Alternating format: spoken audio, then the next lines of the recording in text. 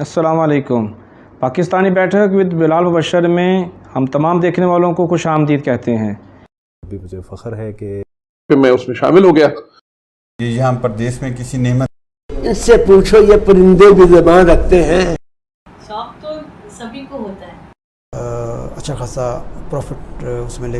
सबसे ज़्यादा इम्पोर्टेंट जो चीज़ है वो टाइम है। में जो बाहर से शायर अदीब आते हैं, ख्वाहिश हर बंदे की ये है कि करते हैं तो सीट बेल्ट नहीं इस्तेमाल करते। ओ लेवल भी स्टार्ट करा दिया, ए लेवल भी स्टार्ट करा दिया।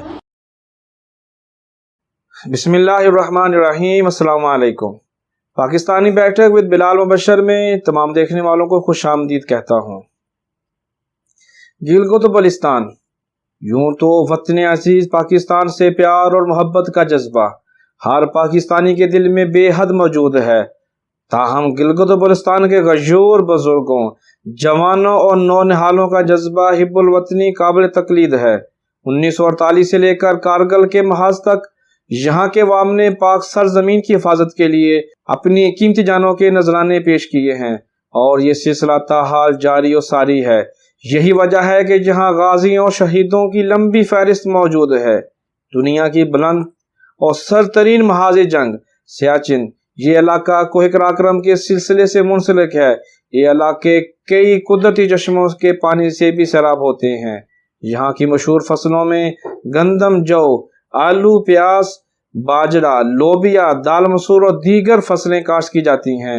यहाँ के लोग नहायत मेहमान नवाज, मिलनसार, हमदर्द, फयाज तबीयत के मालिक और दोस्त और इल्म की कदर करने वाले हैं। यहाँ के लोग खाने में मिलती डिशेस के अलावा चावल, दालें, गोश्त और सब्जियां भी बड़े शौक से पकाते और खाते हैं। हमारे आज के मेहमान शख्सियत का ताल्लुक भी इसी खूबसूरत और बर्फपोश इलाके से है।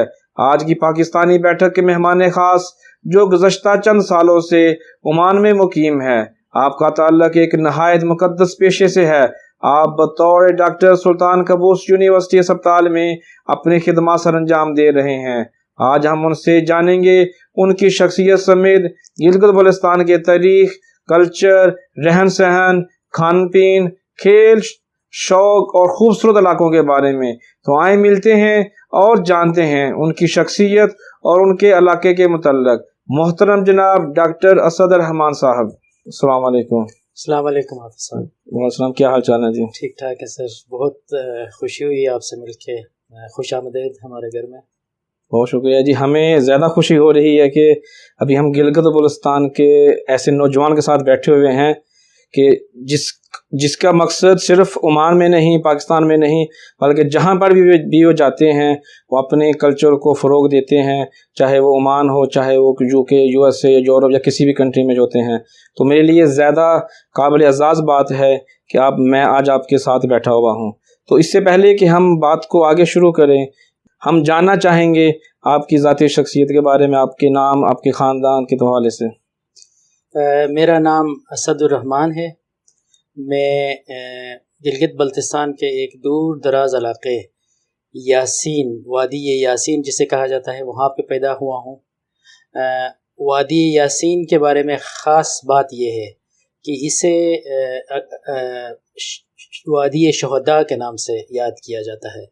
यहाँ के शहीदों ने, गाजियों ने हमेशा अपने मुल्क व मिल्लत के लिए अपने खून का नजराना पेश किया है।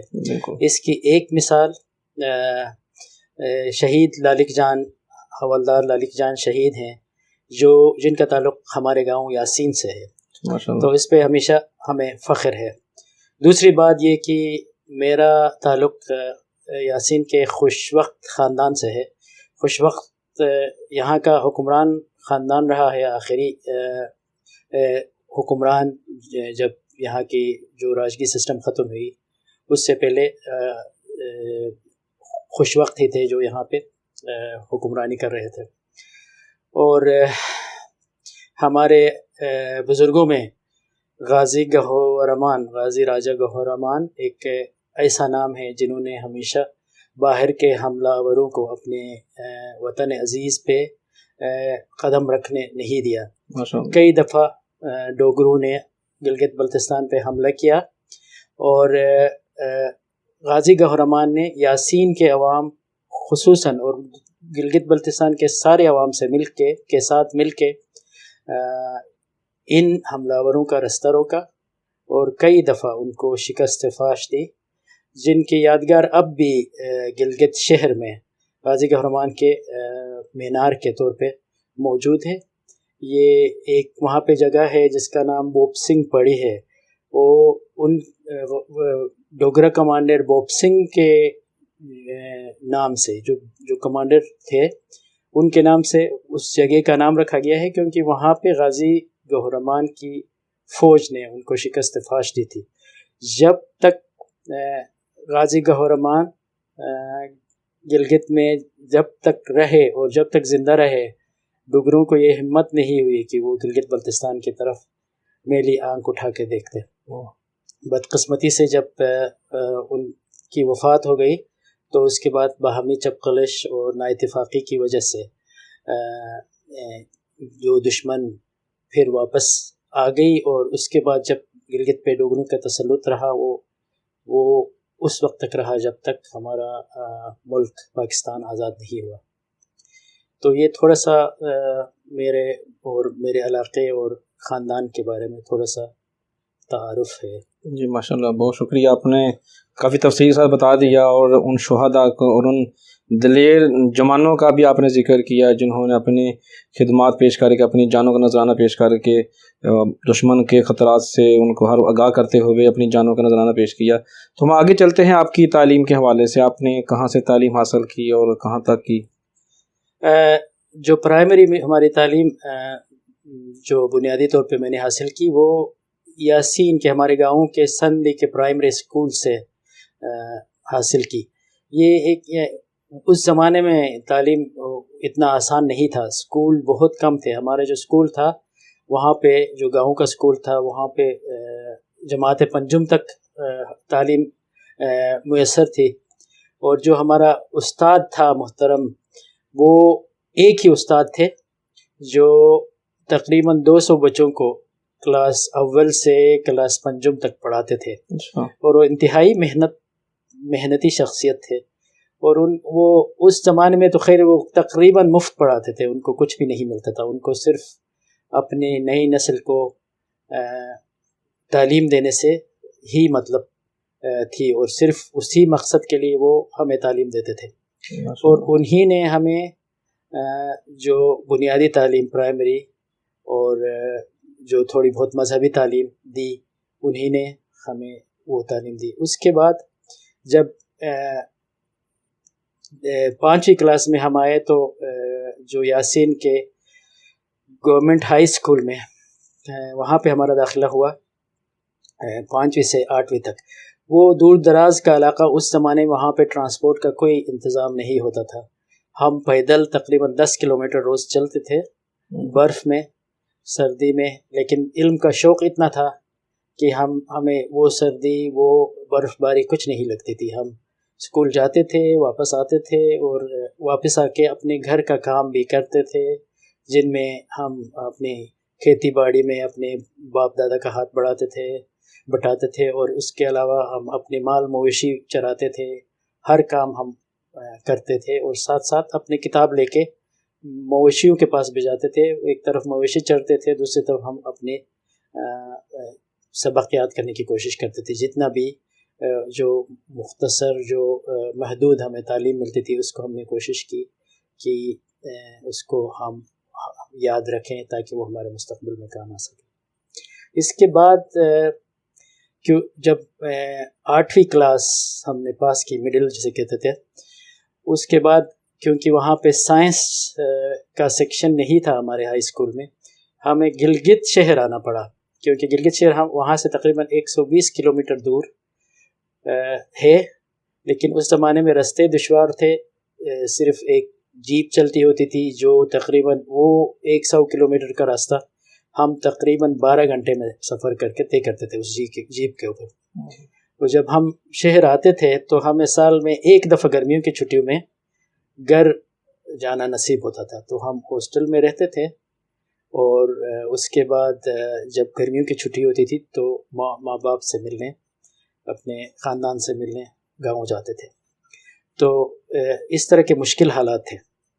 جب میٹرک ہم نے کیا وہاں سے سائنس میں، تو اس کے بعد ایک اور مسئلہ کھڑا ہوا کہ جناب یہاں پہ پورے گلگت میں کہیں پہ کالج میں سائنس ایف ایس سی نہیں ہوتا. ایف اے تو ہے لیکن سائنس کا اتنا انتظام نہیں ہے، تو آپ کو کہیں اور جانا پڑے گا.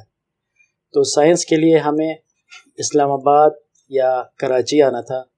تو ہم نے کراچی جانے کا فیصلہ کیا، اور کراچی میں ہم شپ آنرز کالج میں ہمیں داخلہ ملا. تو شپ آنرز کالج سے ہم نے وہاں پہ اکیلے رہ کے الگ اپنے کرائے کے مکان میں لڑکے مل کے رہ کے سبق پڑھتے تھے، تیاری کرتے تھے، اور وہاں سے ہم نے ایف ایس سی کیا. اور اس کے بعد ہمارا میڈیکل میں داخلہ ہوا. تو میڈیکل کا یہ تھا کہ اچھی بات یہ تھی کہ ہماری تھرو آؤٹ اتنی محنت کے باوجود ہمارا جو تعلیمی ریکارڈ کافی اچھا تھا. تو وہاں پہ جو پورے ناردرن ایریا یا کہتے تھے اس زمانے میں گلگت بلتستان میں جو بھی ٹاپ میرٹ پہ ہوتا تھا اس کی ایک seat king Edward medical college میں اس زمانے میں ہوتی تھی. باقی دوسرے کالج میں تقریباً میرے خیال 14 یا 15 کے آس پاس سیٹیں تھیں. ان میں سے جو پہلا نمبر کا اسٹوڈنٹ ہوتا تھا اس کو کنگ ایڈورڈ میڈیکل کالج میں لاہور میں داخلہ ملتا تھا. تو اللہ کا لاکھ لاکھ شکر تھا کہ ہم نے بہت دعائیں بھی کی تھی، محنت بھی کی تھی. تو مجھے وہ کنگ ایڈورڈ میڈیکل کالج میں داخلہ ملا. تو میں میڈیکل کی تعلیم جو ہے king Edward medical college Lahore سے حاصل کی. جب میڈیکل کالج سے فارغ ہوئے تو اس سے آگے جو تعلیم جو ٹریننگ ہاؤس جاب اور اس سے بعد کی ٹریننگ جو ہے کے لیے ہم کراچی آئے خان یونیورسٹی ہاسپٹل. باقی آگے کی ٹریننگ وہاں سے کی.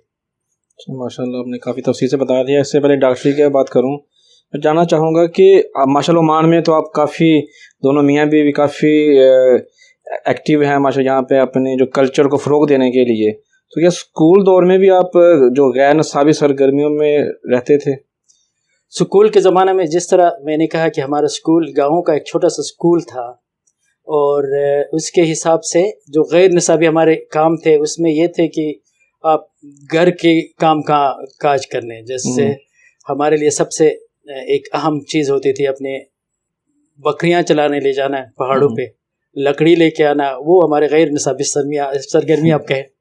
تو اس سے ہمیں یہ ہوا کہ ایک طرح سے ہمیں بہت بہت خود اعتمادی اس میں ہمیں آ گئی کہ ہم پہاڑوں پہ بھی جا سکتے ہیں. اتنی سی چھوٹی سی جان لے کے ہم مشکل سے مشکل جانور کو بھی قابو کر سکتے ہیں، کیونکہ وہ گاؤں کی زندگی تھی.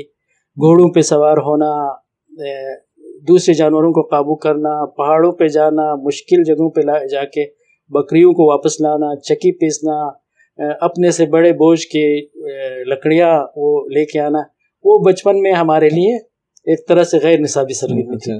اور دوسری طرف ظاہر ہے وہ کھیل کود میں ہم ہوتے تھے بچپن میں، تو وہ بھی کرتے رہتے تھے. اس کے علاوہ چھوٹی موٹی ڈیبیٹس اور اس طرح کے چیزوں میں اکثر حصہ لیتے تھے، اور اس میں اس کا فائدہ یہ ہوا کہ اس میں خود اعتمادی بڑھ گئی. اس کی وجہ سے جو ہماری جو اسکول کی کمزوری تھی شروع میں، جو جیسے میں نے آپ سے عرض کیا شروع میں کہ ہمارا اسکول جو ہے اتنے کوئی اس میں سہولیات نہیں تھی، استاد اتنے کوئی بہت زیادہ لائق نہیں تھے، لیکن ان میں جذبہ تھا. ان چیزوں نے ہمیں وہ خود اعتمادی دی جو دوسرے اچھے اسکولوں کے بچے تھے ان سے مقابلہ کرنے کے لیے. تو وہ چیزیں ایک طرح سے آپ کہیں کہ غیر نصابی سرگرمی ہماری تھی. ماشاءاللہ آپ ابھی بات کر رہے تھے کہ بہت مشکل سے آپ نے جیسے بکریاں بھی چلانا، یہ سارے کام کرتے. جب سارے کام کرتے کرتے آپ کو کہاں پہ جا کے خیال آیا کہ آپ کو ڈاکٹر بننا چاہیے؟ یہ بنیادی طور پہ میرے والد صاحب ایک میڈیکل کے پروفیشن سے وابستہ تھے. وہ ایک انتہائی اپنے لوگوں کی خدمت میں اتنی انہوں نے میڈیکل میں کی ہے. اس زمانے میں یہ ہوتا تھا کہ کچھ لوگوں کو وہ جیسے تربیت دیتے تھے 1-2 سال کے لیے. MBBS یا اس طرح کرنا بہت مشکل ہوتا تھا. 2 سال کی تربیت میڈیکل کی دے کے کسی بڑے ہاسپٹل میں، پھر ان کو دور دراز علاقوں میں ایز اے ڈاکٹر بھیجتے تھے. تو میرے والد صاحب ایک پیرامیڈک تھے، بیسیکلی ڈسپنسر اس زمانے میں کہتے تھے ان کو، لیکن وہ ایز اے ڈاکٹر لوگوں کو ٹریٹ کرتے تھے. وہ جب ہمارے گھر میں بیماروں کا علاج کرتے تھے، یا پھر وہ جب بھی لوگوں کے گھروں میں ان کا علاج کرنے کے لیے جاتے تھے، میں ان کے ساتھ اکثر جاتا تھا. تو مجھے وہ جب لوگ جب صحت یاب ہو کے ان کا شکریہ ادا کرتے تھے، ان کی آنکھوں میں جو چمک اور جو شکریہ کا وہ کے جذبات جب میں دیکھتا تھا، تو مجھے یہ خواہش ہوتی تھی کہ کاش میں بھی کسی دن لوگوں کا مسیحا بن جاؤں. تو وہ ایک میری انسپائریشن میرے والد صاحب تھے. تو میں نے فیصلہ اسی وقت میں نے مطلب اللہ تعالیٰ سے دعا کرتا تھا فیصلہ کیا کرنا تھا، کہ جس طرح کہ ہمارے اسکول کے حالات تھے، تو شاید ہی کوئی احمق ہی سمجھتا ہوگا کہ میں گلگت کے اتنے دور دراز گاؤں سے کنگ ایڈورڈ میڈیکل کالج جیسے بہت بڑے ادارے میں پہنچ جاؤں گا. لیکن اللہ تعالیٰ کا کرم میرے والد صاحب کی دعاؤں اور والد صاحب کے لیے میرے علاقے کے لوگوں کی دعاؤں کی وجہ سے، برکت سے شاید میں اس مقام پہ پہنچ گیا. تو وہی میرے انسپائریشن تھے. تو تعلیم کو مکمل کرنے کے بعد کتنی دیر بعد آپ نے پریکٹس شروع کی اور پہلی جاب کہاں پر کی آپ نے؟ تو جب میں نے MBBS کیا، اس کے بعد میں ہاؤس جاب کے لیے خان یونیورسٹی ہاسپٹل کراچی آیا. تو ہاؤس جاب کی. اس کے بعد میں نے جو پہلی ہماری ایک طرح سے جاب کہیں، پھر ٹریننگ بھی وہ ساتھ ساتھ چلتی ہے پوسٹ گریجویٹ. تو جو عملی جو کام ڈاکٹری میں ہے، تو وہ وہاں سے میں نے شروع کی. تو وہاں سے میں نے پیڈیاٹک کی ٹریننگ کی اور ساتھ ساتھ کام کرتا رہا. اور وہاں ہمارے جو ملک کی جو کالج آف فزیشین اور سرجن کی ڈگری ہوتی ہے FCPS، میں نے پیڈیاٹک میں FCPS کی، اور وہاں سے پھر ایز اے پیڈیاٹیشین یا چائلڈ اسپیشلسٹ فارغ ہوا. تو آپ کو یہ کیسے خیال آیا کہ چائلڈ اسپیشلسٹ ہی بننا چاہیے؟ مجھے بچے شروع سے بڑا اچھے لگتے ہیں. جب بھی کوئی بچہ جب بیمار ہوتا ہے تو کسی کو نہیں پتہ چلتا کہ کیا اس کو کیا کہاں درد ہے. والدین بھی پریشان ہوتے ہیں، ان کو بھی صرف یہ ہے کہ بچہ تکلیف میں ہے، لیکن بچہ خود نہیں بتا سکتا درد کہاں ہے. جب بھی میں کسی پیڈیاٹیشین کو دیکھتا تھا تو یہ سوچتا تھا کہ ان لوگوں کو کیسے پتہ لگتا ہے کہ یہ بچہ جو ہے بیمار ہے. اور یہ کتنا اچھا ایک شعبہ ہے جس میں ایک روتا ہوا بچہ اچانک ہی مطلب ہنسنا شروع کرتا ہے. اور جو وہ آپ کا جذبہ ہوتا ہے کہ ایک دن بچہ بیمار ہے، اور دوسرے دن جب آپ راؤنڈ کے لیے وہاں جاتے ہیں یا بچے کو دیکھتے ہیں، وہ آپ کی طرف دیکھ کے جو مسکراتا ہے، وہ جو کیفیت ہوتی ہے، وہ دنیا کے کسی چیز میں اس کا جو مزہ ہے یا اس کا جو لطف ہے، وہ کسی چیز میں شاید نہیں ہے. تو وہ چیز ایک تھی جس کی وجہ سے میں نے یہ شعبہ بچوں کا یا چائلڈ اسپیشلسٹ کا چن لیا. جو ایک طرح سے مجھے بچوں سے بہت پیار اور ان کو تکلیف میں نہیں دیکھ سکتا تھا.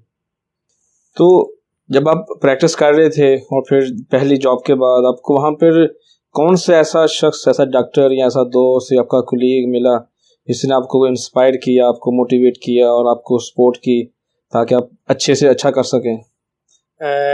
ایک جو شخصیت میری زندگی میں ہے، پروفیسر ڈاکٹر ذوالفقار بھٹہ، انتہائی مشہور پیڈیاٹیشین ہیں ورلڈ لیول کے، جو خان یونیورسٹی کے پروفیسر ہیں.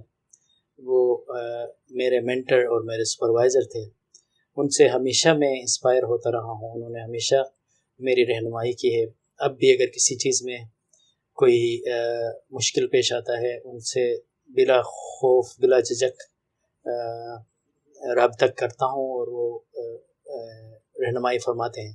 آج کل وہ ہاسپٹل فار سک چلڈرن ٹورنٹو میں ہیں، لیکن خان یونیورسٹی ہاسپٹل بھی آتے رہتے ہیں.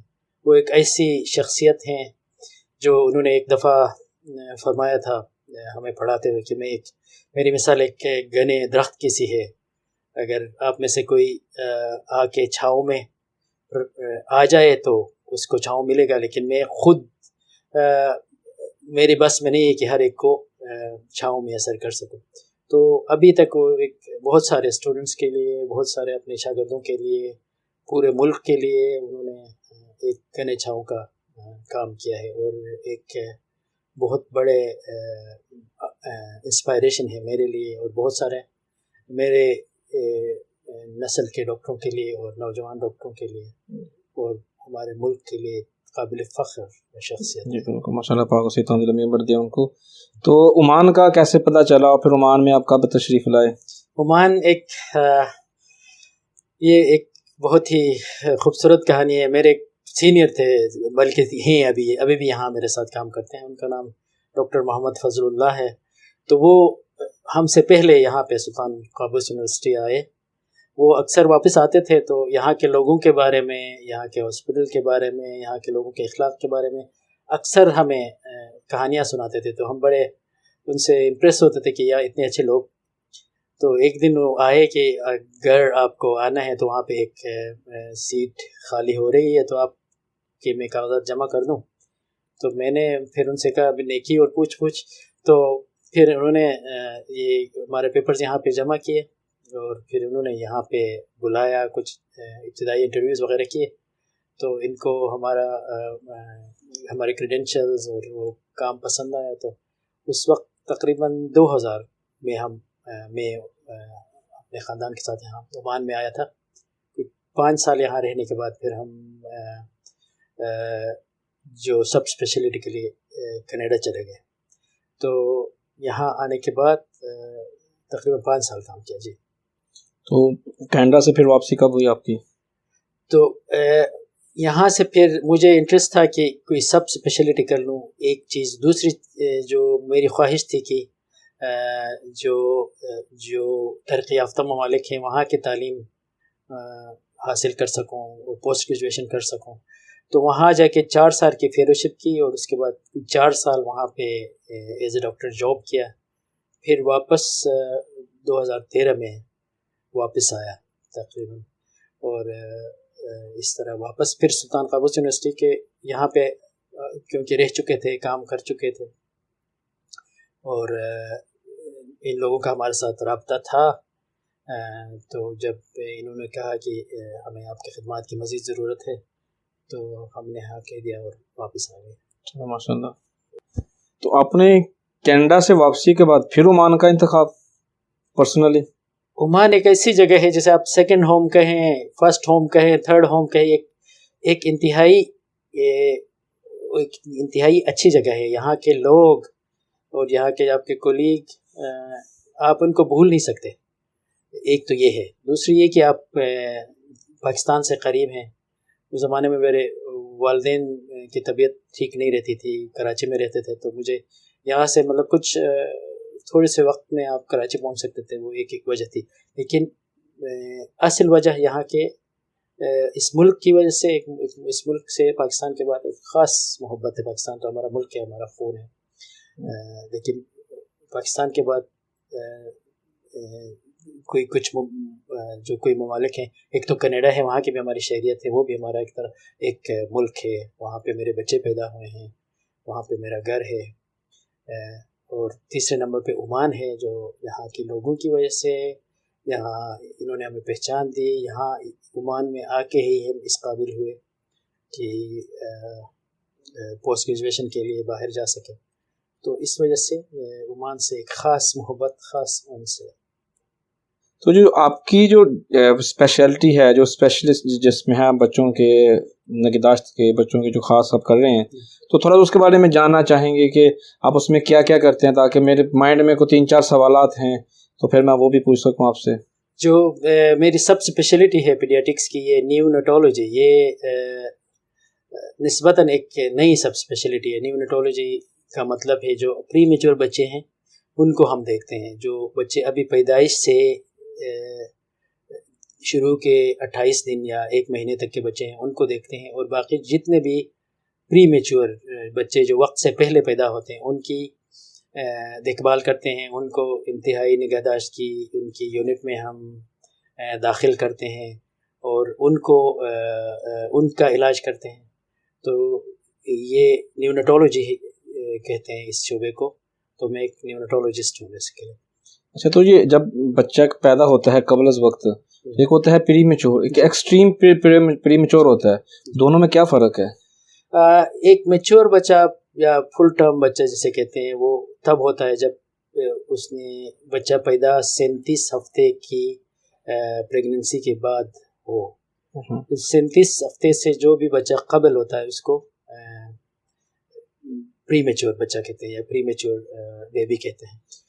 اس کے پری میچورٹی کے مختلف سٹیجز ہیں. جتنا بچہ پہلے پیدا ہوگا وہ اتنا ہی اس کے کمپلیکیشنز کے اس کے پیچیدگیوں کے چانسز زیادہ ہوتے ہیں. جو ایکسٹریم پری میچور بچے یا ایکسٹریم پری ٹرم بچے جو ہوتے ہیں وہ بچے ہوتے ہیں جو 28 ہفتے سے پہلے پیدا ہوتے ہیں.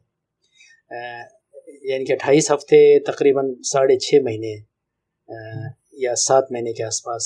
آپ 4 مہینے کا ایک ہفتہ لگاتے ہیں تو 6 مہینے سے پہلے کے جو بچے پیدا ہوتے ہیں ان کو ایکسٹریم پری ٹرم بچے کہتے ہیں. ان میں جو پیچیدگیوں اور زیادہ مسائل کے چانسز بہت زیادہ ہوتے ہیں. تو پھر جب وہ ان کو پھر کیسے ٹریٹ کرتے ہیں آپ؟ اس کو کچھ اسپیشل ٹریٹمنٹ کیسے دیتے ہیں؟ یہ ایک ایسا شعبہ ہے جس میں مطلب آپ کوشش کرتے ہیں کہ بچے کو انکیوبیٹر میں رکھیں، کیونکہ بچہ پری میچور ہوتا ہے. اس کی باڈی کا ہر آرگن یا ہر عضو یا تمام اعضاء جو ہیں پری میچور ہوتے ہیں. تو اس میں سب سے زیادہ جو جس عضو پہ افیکٹ ہوتا ہے وہ پھیپھڑے ہیں، دماغ ہے اور آنتیں ہیں. تو یہ چیزیں ان میں مسائل اور پیچیدگیاں ہوتی ہیں. بچہ اپنی سانس خود نہیں لے سکتا تو اس کو آپ وینٹیلیٹر پہ مشین کے ذریعے سانس دے رہے ہوتے ہیں. بچہ اپنا خوراک خود نہیں لے سکتا تو آپ اس کو وین کے ذریعے یا انٹراوینس یا ورید کے ذریعے آپ ڈرپ کے ذریعے پورا خوراک دینے کی کوشش کرتے ہیں. آپ قدرت کا تو آپ مقابلہ نہیں کر سکتے، نیچر کو کمپلیٹ نہیں کر سکتے کہ آپ فارمولا کے دودھ سے یا اس کو ماں کے دودھ سے اس کا مقابلہ نہیں کر سکتے، کیونکہ اس میں ملین ایسی چیزیں ہیں جو آپ انسان بنا ہی نہیں سکتا. ان میں سے ایک بھی چیز نہیں بنا سکتا. لیکن انسان یہ کوشش کرتا ہے کہ اس سے قریب سے قریب تک کوئی ایسی چیز بنائے جو بچے کو دے سکے. تو جو قدرتی ماحول ہے بچے کا، پری ٹرم بچے کا، یہ تو مہیا کرنا انتہائی ناممکن ہے شاید. لیکن ڈاکٹرز یہ کوشش کرتے ہیں کہ انکیوبیٹر میں رکھ کے اس کے ٹمپریچر کو، درجہ حرارت کو مینٹین کرے، اس کو خوراک دے، اس کو باقی چیزیں ہیں ان کا کیئر کرے تاکہ بچہ ماں کے پیٹ سے باہر اس کا گروتھ ہو سکے. تو کتنی دیر آپ اس کو رکھتے ہیں؟ اس کا انحصار اس بات پہ ہے کہ بچہ کتنا پری میچور ہے. جیسے اگر ایک بچہ 34 ہفتے میں پیدا ہوا ہے تو اس کو زیادہ سے زیادہ 1-2 ہفتے رکھیں گے. لیکن اگر ایک بچہ 24 ہفتے میں پیدا ہوا تو وہ شاید 10-12 ہفتے، 3 مہینے، 4 مہینے تک بھی بچے انکیوبیٹر میں رہتے ہیں، ہاسپٹل میں رہتے ہیں. تو یہ ایک انتہائی پیچیدہ قسم کا شعبہ ہے. تو ان ایسے بچوں کی جو گروتھ ہوتی ہے دماغی طور پر یا جسمانی طور پر، وہ عام بچوں کی طرح ہی ہوتی ہے بعد میں، یا پھر اس میں کچھ فرق رہتا ہے، یا لیٹ ہوتے ہیں، یا پھر کچھ؟ اس میں گروتھ کا یہ ہے کہ آپ ایک بچہ پری میچور جب پیدا ہوتا ہے تو ایک تو نارمل جو گروتھ ہے وہ تو ہے ہی. جو دوسرا ہم اس کا کریکٹڈ ایج لیتے ہیں کہ جیسے ایک بچہ 10 ہفتے پہلے پیدا ہوا ہے تو 12 ہفتے بعد جب آپ اس کے ایج کا اسٹیمیٹ کریں گے اس وقت وہ بچہ آپ کہیں گے کہ یہ بچہ صرف 2 ہفتے کا ہے، حالانکہ بچہ 12 ہفتے کا ہے. کیونکہ بچے نے 40 ہفتے میں پیدا ہونا ہے تو اس کو آپ نے مائنس کرنا ہے اپنے ٹوٹل ایج سے، اور اس کا آپ بچے کا یہ ایکسپیکٹ کریں گے کہ بچہ جو ہے نا اس کی گروتھ یا اس کی جو مینٹل لیول ہے یا جو بھی ہے وہ صرف 2 ہفتے کا، یا اس کو مطلب جو پری میچورٹی کا ٹائم ہے اس کو آپ نے نکالنا ہوتا ہے. باقی جو پیچیدگیاں ہوتی ہیں اس میں بہت سارے بچوں کو کچھ نہیں ہوتا ہے، لیکن کچھ بچے ایسے ہوتے ہیں جن میں بہت ساری پیچیدگیاں ہوتی ہیں. دماغ پہ بھی افیکٹ ہوتا ہے، چلنے پھرنے پہ بھی افیکٹ ہوتا ہے، اور کچھ بچے ہوتے ہیں، کچھ پرسنٹیج، سب میں نہیں، اور اس میں جو ہے نا سانس لینے میں بھی مسائل ہوتے ہیں. لیکن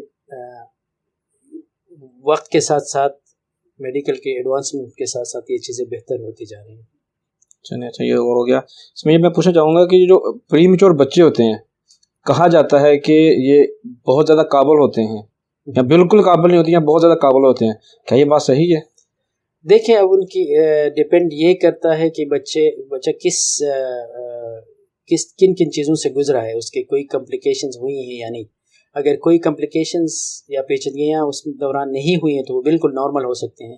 بہت سارے ہم نے بچے دیکھے ہیں جو ہمارے جو انتہائی نگہداشت کے یونٹ سے فارغ ہوئے ہیں وہ واپس آتے ہیں مٹھائی لے کے کہ جی ہمارے بچے کو میڈیکل میں ایڈمیشن ہوا. ہم نے کینیڈا میں بہت سارے ایسے بچے دیکھے جو پورا کوئی وکیل بنا تھا، کوئی انجینئر بنا تھا، کوئی. تو یہ چیزیں یہ ہیں کہ وہ نارمل بچوں کی طرف گروتھ ہوتی ہے ان کی. اور نارمل بچوں میں کچھ بچے قابل بھی ہوتے ہیں، کچھ بچے جو ہے نا تھوڑے سے کم قابل بھی ہوتے ہیں. تو اس میں کوئی خاص چیز ابھی تک مطلب ریسرچ میں کوئی ایسی بات نہیں آئی کہ پری میچور بچے زیادہ قابل ہوتے ہیں یا زیادہ ڈل ہوتے ہیں. تو اس میں یہ ہے کہ یہ نارمل بچوں کی طرح ہی ہے. اور اگر ان کو زیادہ کمپلیکیشنز علاج کے دوران یا ہاسپٹل کے اسٹے کے دوران زیادہ کمپلیکیشنز نہیں ہوئی ہیں، زیادہ پیچیدگیاں نہیں ہوئی ہیں تو وہ نارمل گروتھ ان کا ہوتا ہے اور یہ بالکل نارمل بچے ہوتے ہیں، اسکول جاتے ہیں اور اپنا مقصد پورا تعلیم حاصل کر سکتے ہیں. چلو اچھا. تو اس سے پہلے کہ میں گلگت بلتستان کی بات شروع، آخری سوال یہ ڈاکٹری شعبے کے حوالے سے کہ جو پری میچور بچے ہوتے ہیں ان کی نگہداشت کے لیے یا ایسے اقدامات ہیں جو آپ بچوں کے والدین جو خاص طور پر والدہ کو آپ کہنا چاہیں گے تاکہ وہ لوگ احتیاط کریں یا اس کے حوالے سے کچھ؟ شروع میں جب بچہ جو پری میچور بچہ جب ہاسپٹل سے وہ ڈسچارج ہو کے جاتا ہے تو اس میں یہ ہے کہ بچے کا انفیکشن کے چانسز بہت زیادہ ہوتے ہیں شروع کے پہلے سال میں اور دوسرے سال میں بھی یہ ممکن ہے. تو اس میں یہ ہے کہ اس کی تمام جو ویکسینز ہیں حفاظتی وہ پوری کی پوری لگنی چاہیے. اس کا کوشش کرے کہ بہت زیادہ بھیڑ والی جگہ میں خاص کر جب نزلہ زکام کا موسم ہوتا ہے وہاں نہ جائیں کیونکہ ان کے سانس کی نالیاں چھوٹی چھوٹی ہوتی ہیں اور ان کے جو پھیپھڑے اتنے ڈیولپ نہیں ہو چکے ہوتے ہیں تو انفیکشن ہونے کے چانس زیادہ ہوتے ہیں. تو یہ بچے دوبارہ ہسپتال میں داخل ہوتے ہیں، پھر پیچیدگیاں ہوتی ہیں. تو اس سے یہ چیزیں تھوڑا سا کوشش کریں، احتیاط کریں. جو دوسرے بچے اسکول جاتے ہیں جب اسکول سے واپس انفیکشن لے کے آتے ہیں تو کوشش یہ کریں ان کو ان بچوں سے دور رکھیں. غیر ضروری طور پہ ان کو بوسہ دینا، خاص کر رشتہ داروں کا جن کو نزلہ زکام ہے، بغیر ہاتھ دھوئے بچے کو ٹچ کرنا، پری میچور بچے کو، تو ان چیزوں میں احتیاط کرنا بہت ضروری ہے تاکہ بچے کو بار بار انفیکشن نہ ہو، بار بار ہاسپٹل میں داخل ہونا نہ پڑے. یہ شروع کے سال میں بہت ضروری ہے. جو بہت ایکسٹریم ٹرم بچے ہیں ان میں بھی یہی ہے کہ اگر دوسرے سال بھی یہ احتیاط کرنے پڑتے ہیں. اس کے بعد پھر بچے 2 سال کے بعد جو ہے تقریباً نارمل بچوں کی طرح ان کی گروتھ ہوتی رہتی ہے. بہت شکریہ جی. یہ تو آپ نے بہت سارے ایسی معلومات دے دی ہیں جو مجھ سمیت بہت سارے جو ہمارے ناظرین ہیں ان کے لیے بھی ایک بہت رہنمائی ہوگی. تو ابھی ہم بات کرتے ہیں نارتھن ایریا کی، گلگت بلتستان. مطلب جب ہم بات کرتے ہیں گلگت بلتستان کی تو ہمارے جو ہم دوسرے صوبوں سے ہیں، دوسرے علاقوں سے تعلق رکھتے ہیں، ہمارے چہرے کھل اٹھتے ہیں.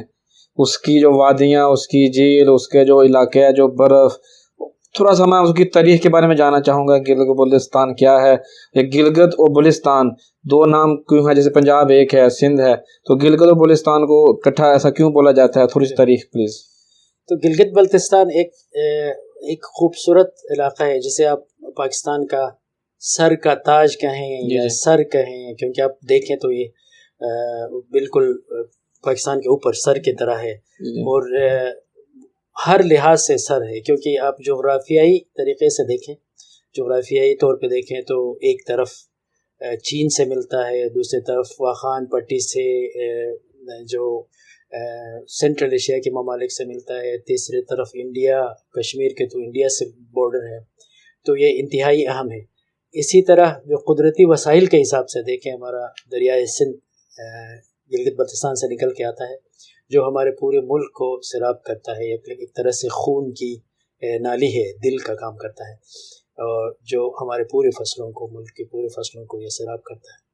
قدرتی آپ ریسورسز کو دیکھیں تو وہاں پہ ہر چیز ہے، آپ منرل سے لے کے ہر چیز گلگت کے پہاڑوں پہ ہے۔ اگر اس پہ آپ تھوڑا سا کام کریں تو آپ کو کہیں پہ ہاتھ پھیلانے کی ضرورت نہیں پڑے گی شاید۔ تو Gilgit Baltistan basically, Gilgit Baltistan basically 3 region ہے یہاں پہ، گلگت ہے، بلتستان ہے اور دیامر بھی ہے اس میں۔ تو بلتستان کا علاقہ جس کا جو بارڈر ہے اس کا کشمیر کے ساتھ، لداخ کے ساتھ لگتا ہے، اور دوسری طرف گلگت ہے، اور جو ہنزا سے جا کے چائنا کے ساتھ ملتا ہے، اور دوسری طرف یاسین اور اشکومن سے جا کے واخان کی پٹی سے ملتا ہے، اور تیسری طرف جو شاندور سے جا کے چترال سے ملتا ہے، اور چترال پھر آگے جا کے افغانستان کے ساتھ ملتا ہے، تو صوبہ سرحد سے ملتا ہے۔ تو یہ ایک بہت بڑا علاقہ ہے، اس کا رقبہ تقریباً 73,000 اسکوائر کلومیٹر ہے، اور آبادی تقریباً 20 لاکھ کے آس پاس ہے، اسٹیمیشن کو 20 سے 25 لاکھ کی آبادی ہے۔ تاریخ کچھ اس طرح ہے کہ گلگت بلتستان ہمیشہ سے آزاد چھوٹی چھوٹی ریاستوں پہ مشتمل رہا ہے۔ اگر قدیم اب تاریخ پہ جائیں، بہت قدیم تاریخ پہ جائیں، تو یہاں پہ جو راکس پہ، جو پہاڑوں پہ جو نقش و نگار اور جو راک کارونگ کا جو آپ وہ دیکھیں، تو جو محققین کہتے ہیں کہ تقریباً 2000 قبل مسیح میں یہاں پہ اس وقت تک انسانی آبادی مطلب کے آثار یہاں نظر آتے ہیں۔ اس کے بعد مختلف لوگ یہاں پہ حکومت کرتے رہے، مختلف لوگ آتے جاتے رہے، جن میں چائنیز، بدھسٹ اور بہت سارے۔ اور ریسنٹلی اگر آپ دیکھیں تو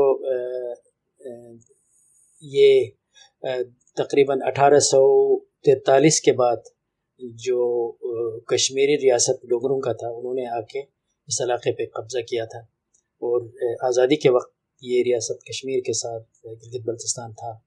اور 1948 میں، 1 نومبر 1948 کو ہمارا ملک پاکستان تو 14 اگست 1947 کو آزاد ہوا، لیکن 1 نومبر اور 1948 اس وقت یہ ایک آزاد ریاست کے طور پہ کشمیر کا ریاست تھا۔ گلگت بلتستان والوں نے بغاوت کی، وہاں سے کشمیری جو ڈوگرا فوج ہے اس کو وہاں سے بھگا دیا، اور اپنے علاقے کو آزاد کر کے آ کے قائد اعظم محمد علی جناح سے ملے، اور انہوں نے غیر مشروط طور پہ جو ہے نا پاکستان کے ساتھ الحاق کیا۔ اچھا۔ اور جو اس کے بعد جو کشمیر کا مسئلہ ظاہر ہے وہ ایک انٹرنیشنل مسئلہ ہے، وہ چل رہا ہے، اس کی وجہ سے ابھی تک کچھ سیاسی طور پہ وہ حقوق یہاں کے لوگوں کو نہیں ملے ہیں، لیکن انشاءاللہ یہ مسئلہ بھی حل ہو جائے گا، اور انشاءاللہ پاکستان کے ساتھ جی انشاءاللہ۔ نہیں، ابھی کوشش تو کر رہے ہیں، جو ہمارے موجودہ پرائم منسٹر ہیں وہ بھی نارتھ ایریا کے بیس پہ وہ تو ٹورزم کو پروموٹ کرنے کے لیے کوشش کریں گے، کیونکہ ہمارے پاس ٹورزم کی بات کریں گے تو یہی علاقے ہمارے پاس سب سے بیسٹ ہیں۔ ابھی پچھلے دنوں ہم نے امیر حمزہ صاحب کا انٹرویو کیا تھا، تو وہ بھی بتا رہے تھے کہ جتنے عمانی ہیں نا وہ جاتے ہی وہاں پر ہیں، تو ظاہر سی بات ہے کہ پھر جیسے جیسے لوگ جانا شروع ہو جائیں گے، آٹومیٹکلی ہماری جو گورنمنٹ ہے جو وہاں پر خامیاں ابھی ہیں، جو لوگ سہولیت نہیں دے رہے، تو انشاءاللہ وہ بھی دیں گے۔ تو ہم جانا چاہیں گے تھوڑا، اگر ہم اس سے پہلے کہ میں جاؤں اس کے حوالے سے جا کے تفصیل سے بات کروں، تھوڑا سا جاننا چاہیں گے کہ یہ جو آپ کا کلچر ہے جو خاص طور پر گلگت و بلتستان کا، اس کے بارے میں آپ کیا کہنا چاہیں، کس کا کتنا پرانا کلچر ہے اور اس میں خاصیت کیا کیا ہے؟ جیسے میں نے پہلے کہا کہ یہ ایک بہت ہی پرانا، قدیم تاریخ اور وسیع علاقہ رہا ہے، اور ان کے چھوٹی چھوٹی ریاستیں رہیں۔ یہاں پہ مختلف نسل کے لوگ ہیں، لیکن کثیر النسلی اور کثیر جو کلچر بھی ہے نا، ثقافتی لوگ، جیسے بلتستان۔ اب اس علاقے کو دیکھیں، یہاں پہ 5 ایسی زبانیں بولی جاتی ہیں جو ایک دوسرے سے بالکل مختلف ہیں۔ مطلب ایک جیسے بلتستان کی زبان کا ایک لفظ مجھے نہیں آتا، اسی طرح میری زبان کا ایک لفظ کسی بلتی کو نہیں آئے گا۔ اسی طرح ہنزا کی زبان جو بروشس کی ہے وہ کسی شناس اسپیکنگ کو نہیں ہے۔ جو 5 جو وہاں کی بڑی زبانیں ہیں یا بولیاں کہیں ڈائلیکٹس کہیں تو وہ اس سے ہی ظاہر ہوتا ہے کہ یہاں مختلف نسل کے لوگ مختلف کلچر کے لوگ رہیں، لیکن آپس میں رہنے کی وجہ سے یہ بالکل ایک طرح کا کلچر ہے، اور ان کی مختلف کلچر کی آمیزش کی وجہ سے ایک بہت خوبصورت ایک گلگت بلتستان کا اپنا ایک جو ہے یونیک یا انفرادی یا منفرد کلچر ہے جو دوسرے پاکستان کے دوسرے صوبوں سے بالکل مختلف ہے۔ وہ اس لیے کہ جو پرانے زمانے میں پاکستان کے دوسرے صوبوں جیسے خاص کر پنجاب سے یا سندھ سے یا بلوچستان سے اس علاقے کا بالکل رابطہ نہیں تھا جب تک جو شاہراہ ریشم یا سلک روڈ یا کیش نہیں بنا۔ جو ہمارا جو رابطہ جو پرانے قدیم ہندوستان میں جانے کا راستہ تھا وہ سری نگر کے ذریعے کشمیر کے ذریعے وہاں پہنچتے تھے۔ تو جو بلتستان کا علاقہ ہے اس پہ آپ کو کشمیری کلچر کی جھلک نظر آئے گی۔ اسی طرح جہاں جہاں آپ کے جو بارڈر قریب ہیں ان علاقوں میں اس علاقے کا کچھ نہ کچھ اس علاقے کی کلچر وہاں پہ آئی ہے۔ اب جیسے ہمارے جو خضر ڈسٹرکٹ ہے یاسین کا علاقہ ہے اس میں بہت سارے لوگ شاید سینٹرل ایشیا سے آئے ہیں، اور وہاں کے ان کی کلچر کا جھلک آپ اگر دیکھیں تو کچھ چیزیں وہاں کی یہاں نظر آئیں گی اور یہاں کی وہاں نظر آئیں گی۔ اسی طرح جو آپ جب ہنزا جاتے ہیں تو وہ ان کا چائنا سے بارڈر ملا ہے، ان کا وہاں پہ کچھ نہ کچھ آپ کو اس کی جھلک نظر آئے گی۔ تو یہ کثیر الثقافتی علاقہ، کثیر نسلی علاقہ ہے، لیکن ایک بہت خوبصورت جو ہے نا اس میں ایک ایسا گلدان ہے جس میں بہت سارے پھول ہیں اور ایک خوبصورت علاقہ ہے۔ کون کون سی خاص چیزیں جیسے کوئی خاص رقص یا کوئی خاص کھیل کیا چیزیں؟ اب کھیلوں میں دیکھیں تو کھیل پولو ان کا قومی کھیل ہیں، اور کچھ تاریخ دان کہتے ہیں پولو بیسیکلی شروع ہی بلتستان سے ہوا تھا۔ پولو کا مطلب بال کو کہتے ہیں، جو جیسے پولو کا بال ہوتا ہے بلتی میں اس کا بال کو پولو کہتے ہیں۔ تو یہ تقریباً بہت قدیم زمانے میں وہاں کے ایک حکمران ہوتے تھے شیر علی انچل، انہوں نے شاید یہ گیم شروع کیا تھا، اور یہ بنیادی طور پہ جو فوج ہے اس کو ٹرین کرنے کے لیے پولو لوگ کھیلتے تھے گھوڑوں پہ۔ اور اگر آپ کے وہاں کا پولو دیکھیں تو ایک طرح سے وہاں پہ کوئی رولز ریگولیشن، کوئی ریفری نہیں ہوتا، آپ مطلب جس طرح چاہے کھیلیں، آپ کسی کو مار دیں کسی کو گرا دیں تو اس میں کوئی فاؤل نہیں ہے۔ تو یہ ایک بالکل جنگی مشق قسم کا کھیل ہے، اور وہ کہتے ہیں کہ جوان مردوں کا کھیل ہے، یا کچھ لوگ کہتے ہیں بادشاہوں کا کھیل اور کھیلوں کا بادشاہ پولو۔ تو پولو وہاں کا مشہور کھیل ہے، اور گھوڑا لوگ بڑے شوق سے پالتے ہیں، اور پولو جو ہے پہلے تو ہم پیدل بھی پولو کھیلتے تھے، جب دوسرے کھیل جیسے کرکٹ فٹ بال وغیرہ نہیں اتنا مشہور تھا تو پیدل پولو کھیلتے تھے، گھوڑے پہ پولو کھیلتے تھے، گدھے پہ کھیلتے تھے، ہر طرح کے پولو ہی پولو تھا۔ اور اب بھی ٹورنامنٹس ہوتے ہیں مختلف، تو پولو ایک بہت ہی وہ کھیل ہے۔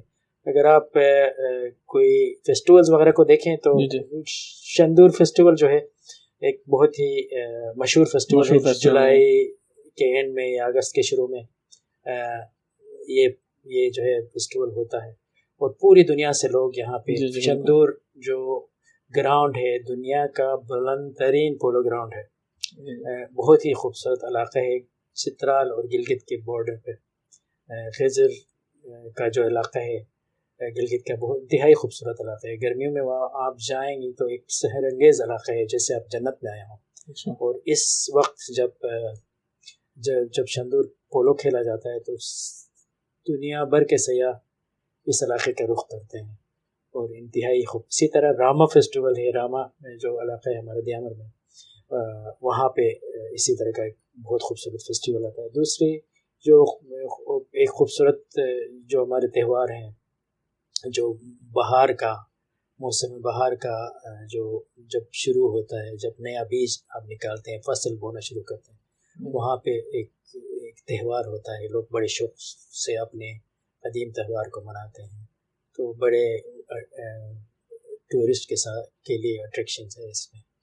تو یہ کچھ چیزیں ہیں، اور سال بھر بہت سارے دوسرے تہوار بھی ہوتے ہیں. اور کھانے کی بات کریں تو کون کون سی ایسی خاص ڈشیز ہیں؟ کھانا بھی بہت مختلف ہے ہمارے ملک کے دوسرے علاقوں کے حساب سے، کیونکہ موسم کے حساب سے وہاں کا کھانا اسی حساب سے صدیوں سے چلتا رہا ہے. یہاں پہ گھی کا زیادہ استعمال ہوتا ہے، دیسی گھی اور گندم اور جو دودھ ہے اس کی چیزیں بہت زیادہ بنتی ہیں. تو وہ بالکل خالص ایسی غذا ہے جو لوکل چیزیں انہی سے بنتا ہے. جو آپ کا گندم بھی ہے اپنا آرگینک گندم جو کہ آپ کے اپنے کھیت سے ہے، گھی اپنی گائے سے، اور اسی طرح آپ کا جو دودھ ہے اپنا آرگینک ہے. تو بالکل خالص غذا ہے جو بہت پہلے تحقیق ہو چکی ہے اس غذا کے بارے میں.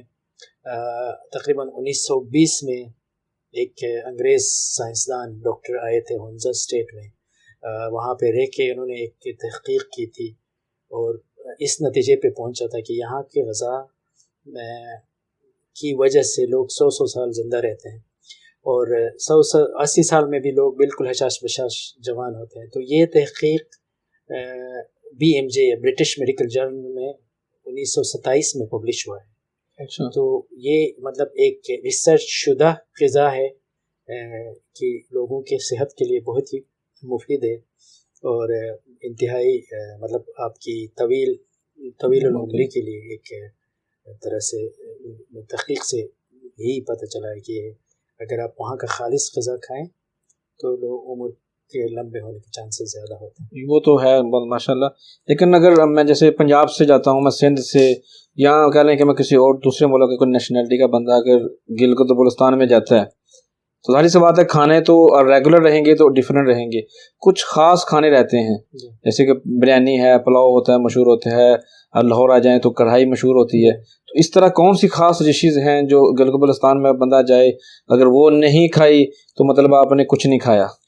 تو آپ سب سے پہلے آپ سوپ سے شروع کریں، جیسے ایز اے اسٹارٹر ڈاؤ ایک ہمارا سوپ ہوتا ہے جو لوکل جی جس میں لوکل جو گندم ہے اور لوکل جو تیل استعمال ہوتا ہے اس میں اخروٹ کا یا گیری کا وہ یوز کرتے ہیں، اور اس میں گوشت ڈال بھی سکتے ہیں، اگر گوشت نہ بھی ڈالیں تو بھی ایک بہت ہی لذیذ سوپ ہوتا ہے. ڈاؤ آپ مانگیں تو کوئی بھی گلگت کا ہوٹل والا آپ کو ڈاؤ سوپ بنائیں گے، بجائے آپ وہاں چکن کارن سوپ مانگے تو آپ ان سے کہہ کہ مجھے ڈاؤ.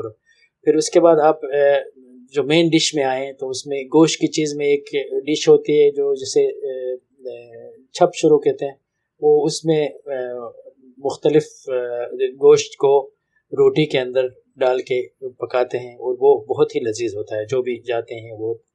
اور اس طرح گوشت اور جو گھی کا ڈش ہوتا ہے ملدہ کہتے ہیں جس کو، انتہائی لذیذ، مجھے خود بہت پسند ہے ملدہ. جب بھی میں جاتا ہوں میری امی میرے لیے اسپیشل جب بھی حیات تھی تو بناتی تھی، ابھی ہماری بیگم بھی یہاں پہ گھر پہ بھی ہمارے لیے بناتی ہیں. تو بہت ہی لذیذ ڈش ہے جو گھی اور آٹے سے، گندم کے آٹے سے بنتا ہے، اور ساتھ میں اس میں دودھ ملاتے ہیں. انتہائی لذیذ کھانا ہے. اور اس کے ساتھ جو گوشت زیادہ تر اس میں ایک خاص بات یہ ہے کہ ہمارے گلگت کے کھانوں میں مسالے زیادہ نہیں ڈالتے ہیں اور اس کو فرائی زیادہ نہیں کرتے ہیں. وہ صحت مندی کا نشان یہ ہے کہ فرائیڈ چیزیں زیادہ نہ کھائیں. اب سائنس نے بھی، میڈیکل سائنس نے بھی یہی ریسرچ سے کہا کہ فرائیڈ چیزوں سے جو ہے نا دل کی بیماریاں ہوتی ہیں. تو وہ فرائیڈ چیزیں نہیں ہوتی، اور جو ابلی ہوئی چیزیں ہوتی ہیں، گوشت بھی زیادہ ابال کے اور اس طرح کے طریقے سے جو پکتا ہے تو وہ بہت لذیذ بھی ہوتا ہے اور انتہائی صحت کے لیے بھی انتہائی مفید ہے. جی ماشاء اللہ. اگر کھانے کی بات ہوگی، کھیل کی بات ہوگی، اگر میں کھانا بھی کھانا چلا، کھیل بھی دیکھ لیا میں نے، مگر میرا گھومنے کو دل کر رہا ہو، کون کون سے ایسے مقامات ہیں جہاں پر مجھے جانا چاہیے دیکھنے کے لیے؟ آپ ہر جگہ، ہر انچ گلگت بلتستان کا خوبصورت ہے. جی جی. آپ اس دنیا کی کوئی ایسی جگہ نہیں ہے جب میں تو بہت جگہوں میں گیا ہوں پوری دنیا میں، لیکن جو خوبصورتی ہم اللہ تعالیٰ نے ہمارے اس علاقے کو دیا ہے وہ کہیں پہ بھی نہیں ہے۔ آپ دیکھیں وہاں پہ دنیا کا تقریباً 5 ایسی چوٹیاں ہیں جو 8000 میٹر سے زیادہ ہیں، ٹھیک ہے، 50 ایسی چوٹیاں ہیں جو 7000 میٹر سے زیادہ ہیں، ٹھیک ہے، اور 3 دنیا کے طویل ترین گلیشیئرز ہیں، جو پولر ریجن کے باہر جو 3 طویل ترین گلیشیئر ہیں وہ گلگت بلتستان میں ہیں۔ اس طرح کی جھیلیں ہیں، اتنی ساری جھیلیں جو ہائی الٹیٹیوڈ لیکس ہیں، وہ جتنے گلگت بلتستان میں ہیں وہ دنیا میں کہیں پہ بھی نہیں ہے۔ اور آپ دیواسائی کہتے ہیں ہم، یا دیوسائی جسے کہتے ہیں، پلان جو ہے پلیٹو، دنیا کے ہائیسٹ پلیٹوز میں دوسرے نمبر پہ ہے تبت کے بعد۔ وہ آپ جائیں، ایک وہاں پہ ایک دنیا میں جنت ہے جو آپ مطلب آپ محصور ہو جائیں گے، آپ واپس آپ کا آنے کو دل نہیں کرے گا۔ تو جس طرف بھی جائیں آپ، استور کی طرف جائیں، وہ ان کی خوبصورتی الگ ہے، اپنی مثال آپ ہے۔ بلتستان جائیں، سکردو جائیں، وہاں ایک اپنی مثال آپ ہے۔ دیامر جائیں، وہاں پہ آپ جو فیری میڈوز ہے، وہ نام ہی ایسا ہے کہ آپ کو پریوں کا وہ علاقہ، کہ آپ اس میں جا کے واپس آپ کا دل آنے کو۔ نگر ویلی جائیں، خوبصورت ترین وہاں کے گلیشیئرز، وہاں کے جھیلیں۔ ہنزا ویلی تو مطلب پوری دنیا میں وہ سب سے زیادہ مشہور ہے، لوگ وہاں نام لے کے آتے ہیں، لوگ مشہور ہیں، عطابات لے کے۔ پھر غیزر سائڈ پہ آئیں، فنڈر کو سوئٹزرلینڈ کہتے ہیں۔ فنڈر مطلب غیزر ایک ایسی جگہ ہے جو اتنا ایکسپلور ابھی تک نہیں ہوا، ہمارا اپنا تعلق بھی وہاں سے ہے، لیکن جو خوبصورتی وہاں پہ ہے وہ شاید کہیں پہ بھی نہیں ہے۔ وہ فنڈر کا علاقہ ہے، یاسین کا علاقہ ہے، اشکومن کا علاقہ ہے، ہر علاقہ اپنی مثال آپ ہے۔ آپ بس دیکھتے رہیں۔ مطلب ہماری تھوڑی سی بدقسمتی یہ رہی ہے کہ حکومتی لیول پہ اس کو ٹورزم کو یہاں پروموٹ اتنا نہیں کیا گیا جتنا کرنا چاہیے تھا۔ اگر یہ ٹورزم اگر ہم زیادہ طریقے سے پروموٹ کریں تو ہمیں دنیا میں کسی کے پاس ہاتھ پھیلانے کی ضرورت نہیں پڑے گی۔ ہم لوگ پوری دنیا سے یہاں آئیں گے، کیونکہ پوری دنیا میں وہ چیزیں نہیں ہیں جو یہاں پہ ہیں۔ بالکل، اتنے ٹورسٹ آئیں گے، اتنے کلائمبرز آئیں گے، اتنے ٹریکنگ کے لیے لوگ آئیں گے، اتنا اٹریکشن ہے، لوگ اتنے اچھے ہیں ہمارے لوگ۔ ملک سے جب ایک دفعہ لوگ مل کے جاتے ہیں تو مطلب کبھی بھولتے نہیں ہیں کہ یہ کس طرح کے لوگ ہیں، کیونکہ جو ویسٹرن میڈیا ہے یا دنیا کا جو میڈیا ہے، جو ہمارے ملک کا یا ہمارے جو تصویر ہماری پیش کی جاتی ہے وہ حقیقت سے بالکل مختلف ہے۔ بالکل ہمارے وہاں گلگت بلتستان میں اگر آپ دیکھیں تو بہت ساری جگہوں میں جو خواندگی کا شرح ہے تقریباً 100% ہے، 100% لٹریسی ریٹ، جو کہیں پہ بہت ساری جگہوں میں نہیں ہے۔ اور بہت ساری جگہوں میں جو کرائم ریٹ ہے، جرائم کے جو شرح ہے 0% ہے۔ تو یہ چیزوں کو ہمیں پروموٹ کرنا ہے، اور ہم اپنی سطح پہ، انفرادی سطح پہ اور حکومتی سطح پہ ہم اس کو پروموٹ کریں تو شاید پورے ملک کو اس کا فائدہ ہو۔ جی ماشاءاللہ، آپ نے بڑی تفصیل کے ساتھ کھانے کا بھی، کھیل کا بھی، کلچر کا بھی اور مقامات کا بھی تذکرہ کر دیا۔ عمان میں جب بھی ہم بات کرتے ہیں تو گلگت بلتستان کی بات ہو یا پھر کلچر کو فروغ دینے کے لیے خدمات کی بات ہو تو آپ دونوں میاں بیوی کا نام سر فہرست رہتا ہے۔ آپ ماشاءاللہ، جو میں نے سب سے پہلے آپ کے بارے میں سنا تھا، آپ ایک جگہ کسی دوسرے ملک میں گئے ہوئے تھے، یورپ میں، تو آپ جو سجے دجے ہوئے تھے، وہ میوزیم جو لوگ آئے تھے کلچر دیکھنے کے لیے، وہ لوگ جن کو دیکھنے آئے ان کو چھوڑ کے آپ کے ساتھ فوٹوگرافی انہوں نے شروع کر دی تھی۔ تو جو آپ کے اندر جو کلچر کا حصہ ہے، جو آپ کے اندر، آپ کے جسم کے خون کے اندر کلچر شامل ہے کہ ہر جگہ پہ آپ اپنے کلچر کو پروموٹ کرتے ہیں، فروغ دیتے ہیں، اس کے لیے کوشش کرتے ہیں، ایگزیبیشن کا ارینج کرتے ہیں، لوگوں میں زیادہ اویئرنیس پیدا کرتے ہیں، تو یہ جذبہ کہاں سے آتا ہے؟ اور عمان میں آ کے آپ نے کہاں کہاں پہ اپنے ایگزیبیشن کی ہیں اور کلچر کو فروغ دینے کے لیے اپنی خدمات سر انجام دی؟ میں تفصیل کے ساتھ جاننا چاہوں گا۔ یہ جس طرح آپ نے فرمایا کہ ہمارے خون میں ایک رچا بسا ہے، جہاں بھی جاتے ہیں ہم اپنے کلچر کو لوگوں میں ایک پازیٹیو طریقے سے دکھانے کی، مثبت طریقے سے دکھانے کی کوشش کرتے ہیں. ہم یہ آر بالکل محسوس نہیں کرتے ہیں کہ ہم قمیص شلوار میں پھر رہے ہیں، یا ہم اپنی ٹوپی جس کے اوپر ایک پر بھی لگا ہوا ہے، شاید پہلی دفعہ کوئی دیکھے تو ان کو نمونہ لگے کہ یہ کیا کوئی پاگل پھر رہا ہے کیا.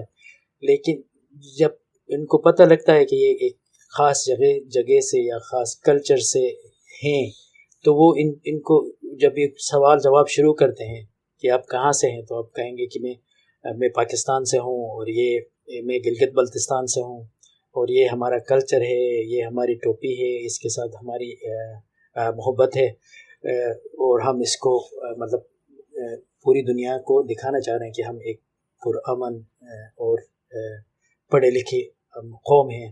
اور جو چیزیں نگیٹو چیزیں جو انٹرنیشنل میڈیا میں ہمارے ملک کے بارے میں دکھائی جاتی ہیں، اس کو مطلب ہماری ایک انفرادی کوشش ہوتی ہے کہ اس کو کم کریں. جس طرح آپ نے فرمایا، میں اور میرے بچے اور میری مسز لندن میوزیم لندن کے ایک میوزیم، بڑے نیچر میوزیم پہ جا رہے تھے. تو میں نے اپنی ٹوپی پہنی تھی، اپنے لباس میں تھا، اور بیگم نے اپنی جو خواتین کی گلگت بلتستان کی ٹوپی پہنی تھی. تو ایک دم لوگ میوزیم کو چھوڑ کے ہمارے پاس آ گئے کہ آپ کہاں سے آئے ہیں. تو میری مسز نے کہا کہ ہم پاکستان سے ہیں. تو انہوں نے کہا کہ پاکستانی تو یہاں بہت سارے ہیں، ہم نے کبھی ان کو اس طرح نہیں دیکھا. تو ہم نے کہا نہیں، یہاں پہ جب آپ آتے ہیں تو لوکل ڈریس لوگ پہنتے ہیں، اپنا ڈریس شاید نہیں پہنتے. مطلب جب آپ کام پہ جاتے ہوں گے ظاہر ہے آپ اپنا ڈریس جو کلچر ڈریس پہن کے نہیں جاتے ہیں، لیکن جب آپ وزٹ کے لیے جاتے ہیں تو آپ اپنا کلچر ڈریس پہن کے لوگوں کو دکھا سکتے ہیں. تو ہم وہاں گلگت بلتستان کے تو لوگوں میں ایک بہت ہی مطلب ایک انٹرسٹ سا پیدا ہو گیا. ہمارے ارد گرد جمع ہوئے، بہت سارے لوگوں نے پاکستان کے بارے میں سوالات کیے، بہت سارے لوگوں نے گلگت بلتستان کے بارے میں سوال کیے. اسی طرح جہاں بھی ہم جاتے ہیں چھوٹے چھوٹے کلچرز شو، میری مسز کو اس کا بہت زیادہ شوق اور مطلب جنون کی حد تک اپنے ملک کو، اپنے کلچر کو، اپنے آرٹ کو پروموٹ کرنے کا ہے. تو جب ہم کینیڈا بھی جاتے ہیں وہاں پہ چھوٹے چھوٹے شوز کرتے ہیں. اور عمان میں آئے ہم تقریباً 2012 کو ہم واپس آئے تھے. تو اس کے بعد بہت سارے شوز ہم یہاں کرتے رہے ہیں، اسکولز میں، مختلف سوشل کلبز میں. اپنے پاکستان سوشل کلب کے پلیٹ فارم سے بھی ہم نے جب مسقط فیسٹیول ہوا تھا اس میں تقریباً ہم جو 3-4 ہفتے پورے ہم وہاں پہ روزانہ جاتے تھے. روزانہ وہاں پہ ہم نے اسٹال لگایا تھا. ہم اپنے خرچے سے، اپنی جیب سے پیسے خرچ کر کے اپنی چیزیں وہاں رکھی تھی. بہت سارے چیزیں مطلب ضائع بھی ہوگی، لیکن ہمیں خوشی اس بات کی ہے کہ ہم نے اپنے ملک کا ایک پازیٹیو کلچر دیا. جو لوگ وہاں پہ عمانی اور غیر عمانی ویسٹرنرز آ کے ہمیں ملتے تھے، ہمارے علاقے کے کلچر کو دیکھتے تھے اور جو ہمارے لباس کو دیکھتے تھے. بہت سارے پورے گلگت بلتستان کی ہماری کمیونٹی، نہ صرف ہم دونوں بلکہ ہماری پوری کمیونٹی وہاں پہ ہم بیٹھتے تھے، ہم لوگوں کو بریف کرتے تھے، ان کو ہم دعوت دیتے تھے کہ آپ گلگت بلتستان چکر لگائیں. تو یہ لوگ پھر وہاں سے ہم سے مل کے گئے اور گلگت بلتستان جا کے گھوم کے واپس آئے. واپس آ کے ہم سے ملے، ہمیں فون کیا، ہمارا شکریہ ادا کیا کہ آپ لوگوں کی وجہ سے ہم نے ایک اتنی اچھی جگہ جو ابھی تک ان ایکسپلورڈ تھا ہمارے لیے، ہم جا کے آئے ہیں. تو یہ ہماری ایک طرح سے ایک جنون سا ہے کہ ہم اپنے کلچر کو پروموٹ کریں، ہم اپنا ایک سافٹ امیج جو ہمارے ملک کا ہے اس کو پوری دنیا کو پیش کریں. اور اسی وجہ سے ہمارا پورا خاندان، بلکہ میری بیگم اور میرے بچے بھی جہاں جاتے ہیں اپنی ٹوپیاں پہن کے جاتے ہیں. پچھلے دنوں ہم ترکی میں تھے، وہاں کے جو ڈولماپاچی ان کا جو پرانا محل ہے وہاں پہ بیٹھے اپنی ٹوپیاں پہن کے باہر بیٹھے ہوئے تھے. تو کچھ ویسٹرنرز ہمارے پاس آئے، پھر وہ اسی طرح بات چیت ہوتی رہی. پھر وہی سلسلہ کہ آپ کہاں سے آئے ہیں، آپ کیا ترکی کے کسی گاؤں سے ہیں؟ تو ہم نے کہا نہیں، ہم ترکی کے نہیں ہیں، ہم پاکستان کے ہیں. تو یہ چھوٹی سی ہماری کوشش ہے کہ اپنے ملک کا، اپنے کلچر کو لوگوں تک پہنچائے اور اس کو زندہ رکھیں، اور نئی نسل کو بھی بتائیں کہ جو ہمیں اپنے کلچر پہ فخر ہونا چاہیے، ہمیں اپنے لباس سے شرم نہیں آنی چاہیے، ہمیں اس گرم ٹوپی اور اس پر کو ہمیشہ فخر سے اپنے سر پہ رکھنا چاہیے، نہ کہ اس کو یہ کوئی شرم کی بات ہے۔ آپ نے بات کی کلچر کے حوالے سے، تو اکثر سننے کو آتا ہے اور لوگ مذاق میں نہیں، مزاح میں بھی بات کرتے ہیں کہ گرمیوں میں بھی آپ یہ جو ٹوپی آپ نے پہنی ہوتی ہے کافی گرم ہے، تو تھوڑا سا بتائیں گے یہ ٹوپی گرمیوں میں ابھی آپ کو گرمی دیتی ہے یا نہیں؟ بالکل نہیں دیتی۔ جو ہمارے اندر کے جو ہماری کلچر کی محبت کا جو سکون ہمارے دل میں ہوتا ہے، یہ ہمیں اس گرمی کا کوئی احساس نہیں ہوتا۔ بالکل جس طرح آپ دیکھیں، آپ عربس کو دیکھیں، عمانیوں کو دیکھیں، وہ اپنے لباس کو گرمیوں میں بھی پہنتے ہیں، ان کی خواتین اپنے عبایا کو گرمیوں میں بھی پہنتے ہیں، گرمی تو ان کو بھی لگتی ہوگی، لیکن وہ ان کو اپنی محبت لباس سے ہے، تو وہ ان کو وہ گرمی ایک سیکنڈری چیز ہے۔ اسی طرح ہمیں بھی اس گرمی کا کوئی احساس نہیں ہوتا ہے جب اپنی ٹوپی پہنتے ہیں، صرف ہمیں اس بات پہ فخر ہوتا ہے کہ ہم گلگتی ہیں، ہم پاکستانی ہیں۔ تو آپ جب بھی کہیں پہ بھی آپ کسی اس میں دیکھیں گے تقریب میں، ہمارے گلگتیوں کا ایک گروپ ہوگا جو اپنی ٹوپی پہن کے وہاں بیٹھی ہوگی، اسی طرح خواتین بھی اپنی ٹوپیاں پہن کے وہاں بیٹھی ہوگی۔ ایک ہمارے علاقے کے لوگوں کو اپنے اس کلچر سے جنون کی حد تک محبت ہے، اور خاص کر اچھی بات یہ ہے کہ ہمارے جو نئی نسل ہے، ینگ جنریشن، بجائے اس کو بھولنے یا اس کو سائڈ پہ کرنے کے، اس کو بڑے فخر سے اپنے یونیورسٹیز میں، تعلیمی اداروں میں جہاں بھی جاتے ہیں یہ پہن کے جاتے ہیں، اور اس کو اپنے فخر سے کہتے ہیں کہ ہم گلگت بلتستان سے۔ بالکل، ہمیں بھی فخر ہے کہ گلگت بلتستان پاکستان کا حصہ ہے، اور جس طرح آپ اپنے کلچر کو فروغ دے رہے ہیں، ماشاءاللہ دونوں میاں بیوی، اللہ پاک آپ کے اور علم میں عمل میں اور برکت عطا فرمائے، اور آپ جس نیکسٹ مقصد کے لیے کام کر رہے ہیں آپ کو اس میں کامیابی عطا فرمائے۔ تو ابھی آخر میں ہمارا ایک نیا سیگمنٹ ہے جو کہ ہم افتخار احمد صاحب کی جو پرزور فرمائش پہ ہم کرتے ہیں کہ 2 منٹ میں آپ سے چھوٹے چھوٹے 15 سوال پوچھوں گا، تو آپ اس کے لیے تیار ہو جائیں پھر ابھی۔ تو جی ڈاکٹر اسد رحمان صاحب، آپ کا فیملی نک نیم کیا ہے؟ مجھے اسد ہی کہتے ہیں، میرا کوئی نک نیم نہیں ہے جی۔ اچھا، اسکول میں آپ کے پسندیدہ استاد کا نام کیا ہے؟ میرے جو پرائمری اسکول کا استاد محترم تھے مراد خان صاحب، جو میرے پسندیدہ استاد ہیں، ابھی تک مجھے یاد ہے۔ ماشاء اللہ۔ کھانے میں کیا پسند ہے؟ کھانے میں ہمارا لوکل ڈش ہے ملدہ، سب آپ کو پسند ہے؟ اچھا ماشاء اللہ۔ گلگت بلتستان والے کافی مشہور ہیں، تو آپ میں پوچھنا چاہوں گا گفٹ دینا پسند ہے یا گفٹ لینا پسند ہے آپ کو؟ دینا۔ اچھا، بہن بھائیوں میں سب سے زیادہ آپ کس سے پیار کرتے ہیں؟ میرے ایک چھوٹے بھائی ہیں جو اسپیشل ہیں، ضیاء نام ہے ان کا، وہ مجھے سب سے زیادہ پیارا ہے۔ اچھا، تعلیمی دور کے یونیورسٹی تک کے آپ سے بہترین استاد کا نام؟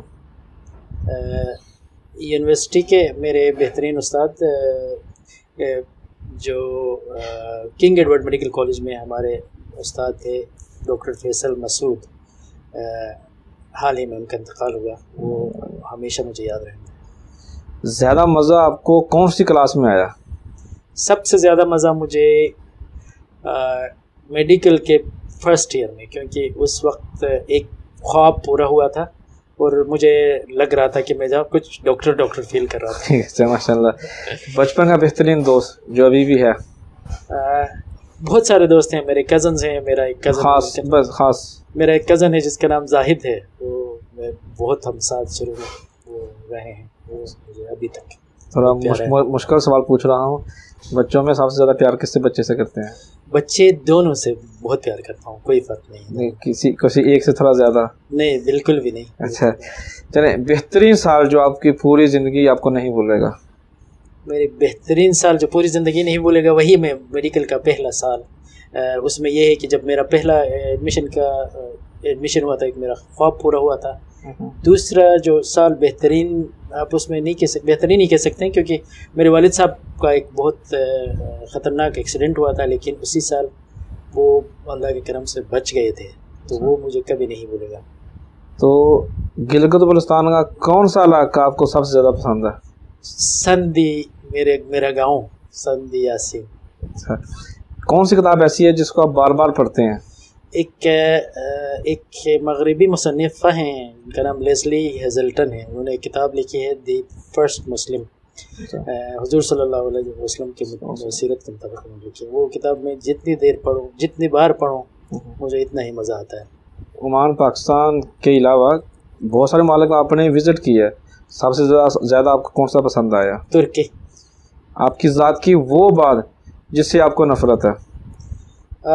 میں کوئی مجھ سے کچھ مانگ لیتے میں نہ نہیں کہہ سکتا۔ اگر میرے پاس 1 روپیہ ہوگا تو میں ان کو، کوئی اگر مانگ لے تو میں جیب سے نکال کے دوں گا اور خود بھوکا رہوں گا۔ یہ مجھے کبھی کبھی اس سے بڑا نقصان ہوتا ہے۔ تو آخری سوال ہے، آپ کی وہ خواہش جو ابھی تک پوری نہیں ہوئی؟ اللہ کا شکر ہے کوئی ایسی خواہش نہیں ہے۔ کوئی ایک، ہزاروں خواہشیں ایسی کہ ہر خواہش پہ دم نکلے؟ نہیں، اللہ کا شکر ہے کوئی ایسی خواہش میری ہے۔ میں نے جو بھی دعا مانگی اللہ تعالیٰ نے قبول فرمائی۔ الحمدللہ جی، اللہ پاک آپ کی جو نہیں بھی ہیں، جو آپ کی نئی خواہش ہیں، اللہ پاک وہ بھی آپ کی پوری کرے جی۔ بہت شکریہ آپ کا ٹائم دینے کا، بہت کچھ سیکھا بچوں کے حوالے سے، ڈاکٹری کے حوالے سے، آپ کی ذاتی شخصیت کے حوالے سے، گلگت بلتستان کے حوالے سے، کھانے کے حوالے سے، کلچر، آپ کا کھیل، علاقوں کے حوالے سے، اور بھی بہت ساری چیزیں ہمیں آج جاننے کا موقع ملا۔ پہلے صرف آپ کو دیکھتے تھے، آج آپ کو جان بھی لیا، اور ہمارے جو ناظرین ہیں انہوں نے بھی آج آپ کو جان لیا ہوگا کہ آپ کس طرح کی شخصیت ہیں، آپ کے اندر کیا کچھ ہے، اور آپ کس طرح خدمات سر انجام دے رہے ہیں۔ تو بہت شکریہ۔ اسی کے ساتھ مجھے دیجیے اجازت اس پیغام کے ساتھ کہ اپنے بچوں کی خاص حفاظت کرے۔ اگر وہ پری میچور ہوں تو کم از کم ان کو جو پہلے 2 سال ہیں ان کو وہ 2 سال بہت ہی خاص ہوتے ہیں، وہاں پر کوشش کریں کہ جہاں تک ہو سکے ان کی حفاظت کر سکیں، اور ممکن ہو کبھی زندگی میں جانے کا موقع ملے تو گلگت بلتستان کا ضرور وزٹ کیجیے گا، اور وہاں کے جو علاقے ہیں، جو کھانا ہے، جو کلچر ہے، اس کو دیکھیں اور انجوائے کریں، اور اپنے دوستوں کو، اپنے دوسرے ساتھیوں کو، دوسرے ملک کے لوگوں کو بھی بتائیں کہ گلگت بلتستان آئیں اور آ کے وہاں کے کلچر کو، وہاں کے علاقوں کو دیکھیں۔ مجھے دیجیے اجازت۔ پاکستان زندہ باد، پاک امان دوستی پائندہ باد۔